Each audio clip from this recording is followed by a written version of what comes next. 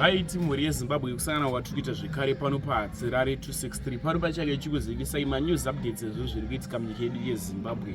Kana uchiri munyowani pathis YouTube channel yokusubscribe mahara wetena on that notification bell kusvika pese pandinoramba ndichidzoka neamwe manews updates kubva pano paZerare 263 uchange uri wekutanga kumawana panapo uchange uchiona manews updates ezvo zviri kuitika munyika yedu yeZimbabwe. Saka ndichiti please don't forget to subscribe and turn on that notification bell.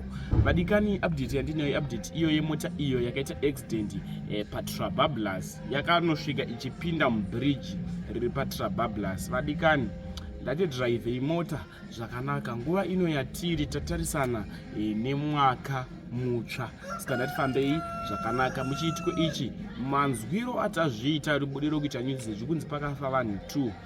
One mukadzi akazobatwa kutoyeredzwa nemvura muna mukuvisi bridge riya akuyeredzwa nemvura ari kuchipatara taura kwatiri kuita.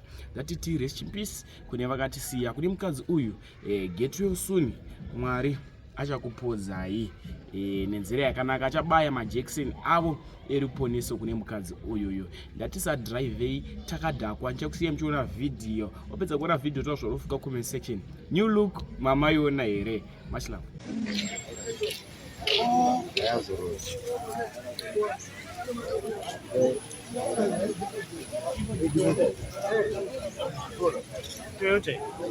Saka vanhu vachabuda sei? Pana haruzi yazaiti. Haruzi yacho kwani nobazira bwana. Saka tangona zvawoda iwe chete. Yeah? Vanhu varimo izvezvi. Yeah? Iyo bari mota iyi yapinda nepapi? Yapinda neuku. Shit.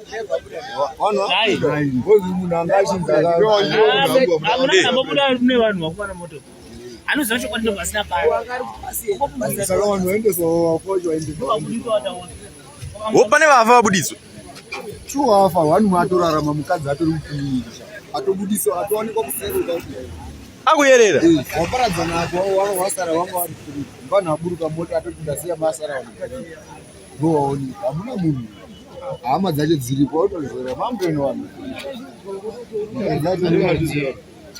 Uripo ona mota dzamira hapo ndo hama dzichiri. Pane Land Cruiser ne pakaungana mapurisa akaenda kuzoreda hapo. Ndo hama Land Cruiser ne soka tu.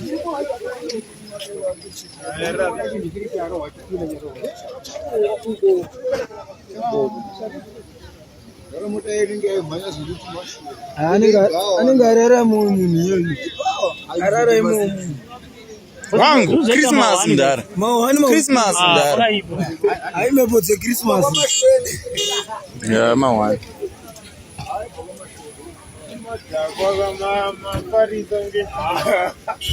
Yeah, vakashata.